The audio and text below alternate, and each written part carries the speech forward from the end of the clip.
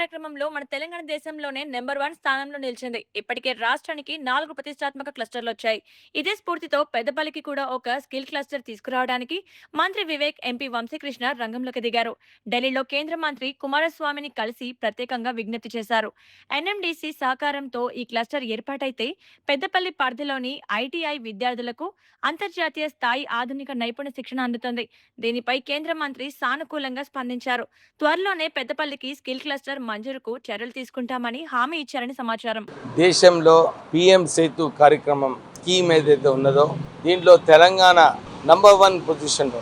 మొన్న జయంత్ చౌదరి గారు కూడా ఈ క్లస్టర్స్ విషయం మాట్లాడినప్పుడు తెలంగాణకి 4 క్లస్టర్స్ వచ్చినాయి. అంటే దీంట్లో ఒక్కొక్క క్లస్టర్కి కేంద్రం 200 కోట్ల రూపాయలు ఖర్చు పడుతుంది, రాష్ట్ర ప్రభుత్వం 80 కోట్లు, ప్రైవేట్ స్పాన్సర్ ఎవరైతే ఉంటారో ఈ క్లస్టర్స్కి వాళ్ళు 40 కోట్లు ఖర్చు పెడతారు. అంటే ఇవన్నీ కూడా దేశంలో మంచి స్కిల్డ్ మ్యాన్ ఫోర్స్ ఉండాలని చెప్పి ఆ ఆలోచనతోని క్లస్టర్స్ పెట్టడం జరిగింది.